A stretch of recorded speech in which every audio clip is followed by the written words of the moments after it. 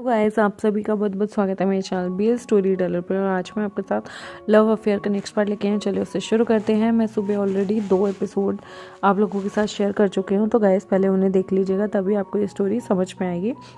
आज के पार्ट को चलिए शुरू करते हैं। जैसे कि हमने देखा था कि वांगची ने विंग को जेड कॉम दी थी। जब वो अंदर आता है ना अपने रूम में, वो उस जेड कॉम को देखता ही रहता है।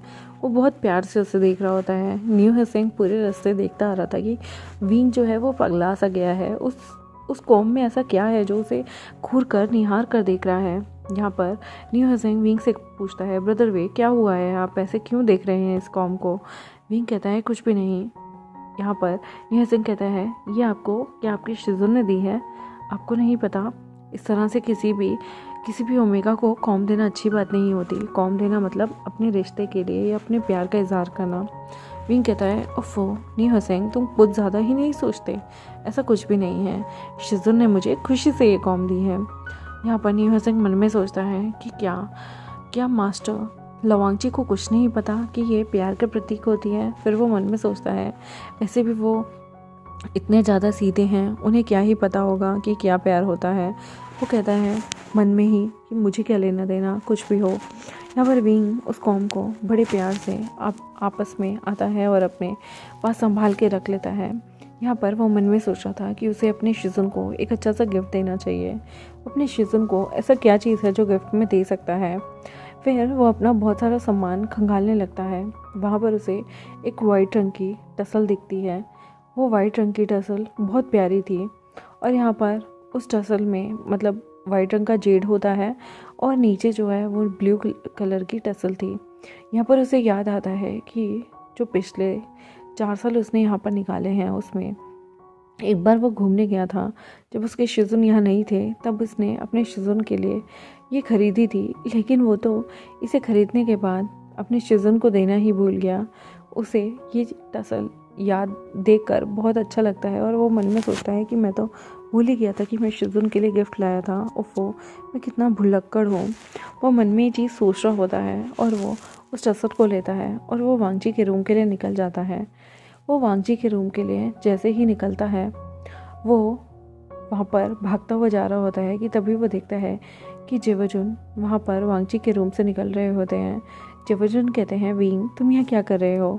विंग उस टसल को अपने पीछे छुपा लेता है और कहता है, कुछ नहीं, मैं शिजुन को शुक्रिया कहना आया था। वो शिजुन ने मेरी मदद की थी होमवर्क करने में। यहाँ पर जेवजुन मुस्कुराते हैं और कहते हैं, ठीक है, ज़्यादा देर वांगची के कमरे में मत बैठना। विंग कहता है, बिल्कुल। यहाँ पर विंग जो है वो अंदर आता है। वो देखता है कि वांगची जो है वो साइड वाले टेबल पे अपने बाल बना रहा होता है। वो अपने ग्वान को लगा रहा होता है जो कि उसकी हेयर एसेसरीज होती है और वाइट रिबन बांध रहा होता है। विंग यहाँ पर देखता है कि वांगची ड्रेसिंग टेबल के सामने ही बैठा हुआ था। वो विंग को देखता है आते हुए और कहता है, विंग तुम यहाँ कैसे। विंग यहाँ पर आगे बढ़ता है और कहता है, शिजुन आपने मुझे वो जेड कॉम दी थी ना, तो मैं आपके लिए एक चीज़ लेके आया हूँ। वो आगे बढ़ता है और आगे बढ़कर वो वांगची के ड्रेसिंग टेबल के पास आकर अपनी उस टसल को रखता है। लेकिन जैसे ही वो टसल को रखता है, वो साइड में पड़ी हुई हेयर पिन देखता है। उसे याद आता है कि उसने ये हेयर पिन कहीं देखी थी और वो याद करता है कि ये तो लैन तूजी की हेयर पिन है। यहाँ पर वो वांगची को देखने लगता है और कहता है, शिजुन ये हेयर पिन। वांगची कहता है, ये हेयर पिन, ओह ये मेरी मदर की हेयर पिन है। विंग कहता है, ओह आपकी मदर की हेयर पिन। वांगची कहता है, क्यों, क्या हुआ। विंग मुस्कुराता है और कहता है, कुछ नहीं, ऐसी एक हेयर पिन मैंने भी खरीदी थी। मैंने अपने दोस्त लेन तूजी को दी थी। वो बहुत प्यारा है, बहुत क्यूट है, इसलिए मैंने उसे ये दी थी। वो अक्सर मुझसे मिलने आता है, लेकिन बहुत टाइम से उसके फादर उसे कहीं लेके गए हुए हैं। वो मुझसे मिलने ही नहीं आया। उसके बिना ना मुझे बिल्कुल अच्छा नहीं लगता। वो होता है ना, मन लगा रहता है। तो यहाँ पर वांगची कहता है, ओह तो तुम्हें वो इतना पसंद है क्या कि तुम्हारा उसके बिना मन नहीं लगता। विंग कहता है, नहीं ऐसा कुछ नहीं है, वो छोटा है ना, बहुत क्यूट है, उसके चीक्स भी बहुत क्यूट है। यहाँ पर वांगची के कान लाल होने लगते हैं। वो कहता है, आपको पता है सबसे ज़्यादा क्या अच्छा लगता है, जब भी मैं उसके रिबन को छेड़ता हूँ ना, वो अक्सर चिड़चिड़ा हो जाता है। वी गगा कहने से भी कतराता है। वांगची कहता है, क्लाउड रेसेस के अंदर किसी भी लैंड के रिबन को छेड़ना फॉरबिडन है। विंग कहता है लेकिन वो तो बहुत छोटा है और ऐसे में हम दोनों के बीच में कोई गलत फहमी हुई होगी। मैंने उसके लिए कभी भी कोई गलत इंटेंशन नहीं रखी है। वो बहुत प्यारा है, छोटा सा है, बहुत क्यूट है। और पता है उसने मुझसे शादी के लिए भी पूछा था शिजुन। मैंने आपको बताया था ना, वो छल्ला है एक नंबर का। उसे तो पता भी नहीं हम दोनों में कितना बड़ा उम्र का फासला है। ऐसे कैसे वो शादी के लिए प्रपोज कर सकता है? बहुत छोटा सा है वो तो, नटखट सा, लेकिन बहुत प्यारा है। पता है जिनचंग पूल में वो मेरे लिए लड़ने को तैयार था उस ड्रैगन जैसे चेहरे वाले सांप से। यहाँ पर वांग जी सारी चीज़ें सुन रहा था और उसके कान लाल हो रहे थे। वो कहता है विंग, मुझे ऐसा लगता है कि तुम्हें अपनी क्लास के लिए जाना चाहिए। विंग कहता है लेकिन मुझे ना लेंथूसी की बहुत याद आ रही है। बहुत दिन से उसने खत भी नहीं लिखा। पता नहीं कैसे होगा, ठीक भी होगा या नहीं। जब मैंने आपके टेबल पे लेंथूसी का वो हेयर पिन देखा, मुझे 2 मिनट के लिए लगा कहीं लेंथूसी को कुछ हो तो नहीं गया। वांग जी यहाँ पर मुस्कुराता है और कहता है नहीं, उसे कुछ नहीं हुआ। वो कहता है ये पिन मेरी मदर का है। लेकिन वांग जी उस खरगोश वाले पिन को उठाता है और आज अपने बालों में लगा लेता है। विंग कहता है कि आपके बालों में बहुत प्यारा लग रहा है। पता है लेंथूसी की भी पोनी बनाकर एक बार मैंने उसके बालों में लगाया था, बहुत क्यूट लग रहा था वो भी। विंग तब वांग जी के फीचर्स को देखता है, वांग जी के फॉरहेड रिबन को देखता है। वांग जी का फॉरहेड रिबन और लेंथूसी का फॉरहेड रिबन काफ़ी सेम सिमिलर था। विंग कहता है कमाल की बात है ना, आपके और लेंथूसी के जो हेड रिबन हैं वो बिल्कुल एक जैसे हैं दिखने में भी। आप लोगों की डिज़ाइनिंग मुझे ऐसा लगता है कि एक जैसी है, थोड़ा जेवजुन में अलग है। आपका गुआन भी बहुत प्यारा है शिजुन। वांग जी कहता है ये थोड़ा आधा चांद का रेफ़र करता है। विंग कहता है चांद मतलब शीतलता, और चांद हमारी ज़िंदगी में थोड़ा ठंडापन लाता है। उसी तरह से आप भी थोड़े कोल्ड रहते हैं, लेकिन आप उतने ही दिल के बहुत अच्छे हैं और वो भी बहुत अच्छा है। वांग जी को यहाँ जेलस फील हो रहा था कि विंग उसकी तारीफ़ के साथ साथ किसी और की भी तारीफ़ कर रहा है। हालांकि वो इंसान अल्फ़ा है, बच्चा है, लेकिन वांग जी को बिल्कुल पसंद नहीं आता जब विंग उसका कंपैरिजन किसी और से करता है। विंग यहाँ पर देखता है कि वांग जी लेंथूसी की बातें सुनकर थोड़ा सा अनोइंग फील कर रहा था। वहाँ विंग बैठता है और कहता है शिजुन क्या हुआ? वांग जी कहता है कुछ नहीं। विंग कहता है क्या आप एक बच्चे से जेलस हो रहे हैं? वांग जी के काल और भी ज़्यादा लाल हो जाते हैं। वो कहता है नहीं, ऐसा नहीं है। विंग कहता है सच बताइए, जब भी मैं लेंथूसी की आपसे बातें करता हूँ आपके कान लाल हो जाते हैं, लेकिन आप मेरी बातों पर ध्यान ही नहीं देते, जैसे कि आप सुनना ही नहीं चाहते। वांग जी कहता है ऐसा कुछ भी नहीं है। विंग कहता है पर मुझे पता नहीं क्यों ऐसा लगता है कि आप लेंथूसी को पसंद नहीं करते। वांग जी कहता है ऐसा कुछ नहीं है, और किसी के खिलाफ नफरत रखना ये क्लाउड रिसोर्स में मना है। विंग कहता है लेकिन शिजुन पहले भी तो रूल को तोड़ चुके हैं ना। उधर मुझे किस करके वांग जी और ज़्यादा शर्माता है और विंग को कहता है शेमलेस, जाओ यहाँ से। विंग कहता है मैं कैसे शेमलेस, किस तो आपने मुझे की थी। वांग जी कहता है विंग जाओ यहाँ से, तुम्हें क्लास में जाना चाहिए। विंग मुस्कुराता है और कहता है ओके मैं जा रहा हूँ। विंग यहाँ से जैसे ही क्लास से बाहर जाने लगता है, विंग मन में सोच रहा था कि उसकी शिजुन और लेंथूसी की कितनी सारी चीज़ें मिलती जुलती हैं। यहाँ पर वो अपनी क्लास के लिए निकल जाता है। यहाँ पर वो दौड़ता फांदता खेलता कूदता जा रहा होता है। तभी एकदम से उसे पीछे से कोई जादू उसकी तरफ होता है, जिसकी वजह से वो फ्रीज हो जाता है। उसके लिम्स घूम नहीं पाते, मुड़ नहीं सकते, हिल नहीं सकते। वो मन में सोचता है कि किसने उसे जमाने वाला ये मंत्र उसके ऊपर पड़ा है। विंग यहाँ पर पीछे मुड़ के देखना चाहता था, लेकिन उसका पूरा शरीर अकड़ गया था। तभी उसके चेहरे पे किसी ने काला कपड़ा ढका और यहाँ पर विंग अपना कॉन्शियसनेस खो देता है। यहाँ पर सारे बच्चे अपनी क्लास में सब बहुत अच्छे तरीके से पढ़ाई कर रहे होते हैं। सबका ध्यान पढ़ाई में, आगे अच्छे नंबर आने में लगा हुआ था। शीलियन सबको बहुत सारी चीज़ें सिखा रहा था। शीलियन का स्पिरिचुअल वेपन उसके हाथों के यिन रिबन में था। वो अपने रिबन से किसी भी चीज़ को पकड़ सकता था और किसी भी चीज़ को डरा सकता था, अच्छे से अच्छी चीज़ों को।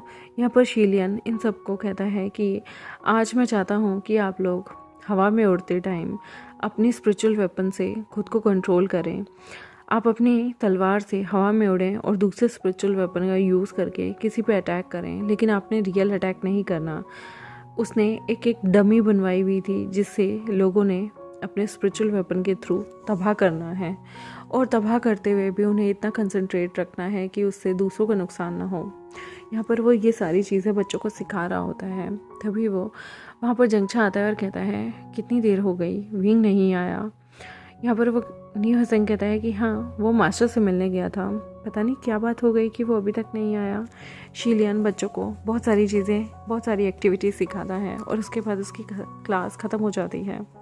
यहाँ पर शीलियन को बहुत अजीब सा लग रहा था। तभी हुआचंग आता है और कहता है क्या हुआ आपको।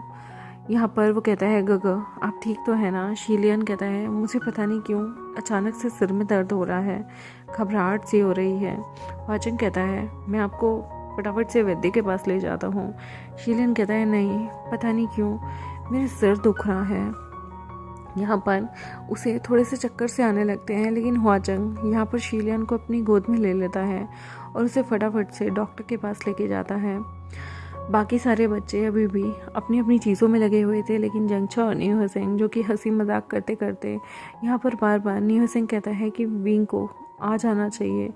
हमें पता है कि हेंगुनजुन ने उसे अपना डिसाइपल पद से निकाल दिया है और इस तरह से इतनी देर तक अकेले रहने की उन्हें अनुमति नहीं है।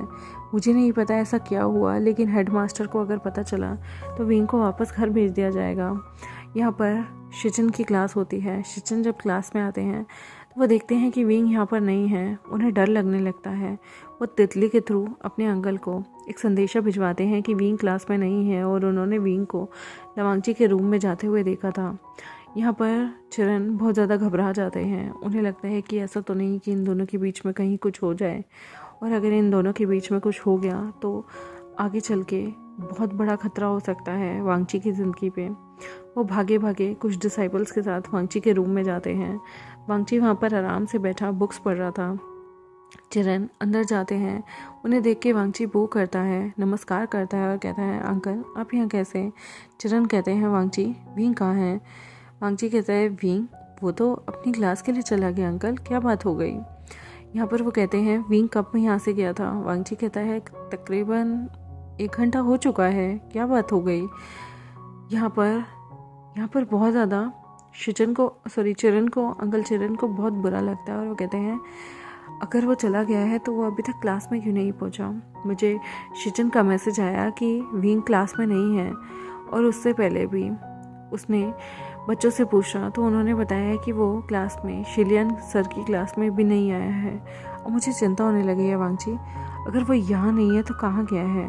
वांगची कहता है क्या पता वो रूम में गया हो या फिर हो सकता है वो जंगल में गया हो। यहाँ पर वो कहते हैं हमें एकदम से सारी चीज़ों के बारे में बोलना चाहिए, एक बार पता करवाओ। वो सारे टीचर्स को मैसेज भेजते हैं कि अगर किसी ने विंग को कहीं देखा है तो जल्दी से जल्दी उन लोगों को इन्फॉर्म किया जाए। लेकिन पूरे 2 से 3 घंटे हो जाते हैं ढूंढते हुए, लेकिन किसी को विंग के बारे में कुछ नहीं पता था। सारे साइलेंट मैसेज यहाँ पर जो हमारे हेडमास्टर चिरन थे उन्हें भेजते जाते हैं, लेकिन किसी ने भी विंग को देखा नहीं था। आखिर विंग कहाँ चला गया, क्या हुआ विंग के साथ, किसी को नहीं पता। लवांगची को अब टेंशन होने लगी थी। वो कहता है कि ब्रदर हमें थोड़ा सा फॉरेस्ट की तरफ चलना चाहिए। उसके ब्रदर कहते हैं कि ठीक है। वो लोग थोड़ी सी दूर में फॉरेस्ट में भी जाके देखते हैं, लेकिन विंग कहीं भी नहीं था। अब वांगची को घबराहट होने लगी थी। सबको घबराहट होने लग जाती है, न्यू हसेंग को भी। और वो न्यू हसेंग कहता है कि मास्टर लास्ट टाइम वो आपके पास ही गया था, तब से वो बाहर नहीं आया।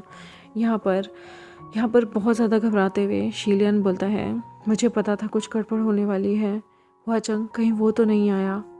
यहाँ पर लेंचरन कहते हैं वो कैसे आ सकता है, वो भी इतनी जल्दी। विंग तो 18 का हो गया। ओह शिट, विंग को हमें बचाना होगा।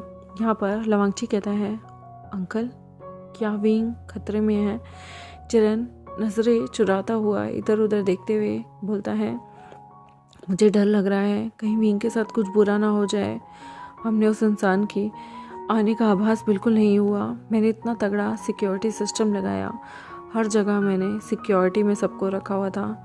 वो इतनी सिक्योरिटी के बाद भी अंदर कैसे आ सकता है? कहीं उसने विंग के साथ कुछ बुरा तो नहीं किया? शिलियन अपने रूगो को भेजता है कि वो विंग का पता लगाएं कि अगर कहीं विंग आसपास हो। वो फटाफट से हुआचंग से कहता है कि सनलैंग, मैं चाहता हूँ तुम विंग को ढूंढो, तुम पता करो विंग आखिर है कहाँ। अगर विंग को कुछ हो गया तो मैं खुद को माफ़ नहीं कर पाऊँगा। यहाँ पर हुआचंग कभी भी अपने गग का कोई भी आदेश नहीं डाल सकता था, तो वो कहता है आप चिंता मत कीजिए, मैं ढूंढ निकालूंगा, मैं पता लगाता हूँ कि आखिर वो गया कहाँ है।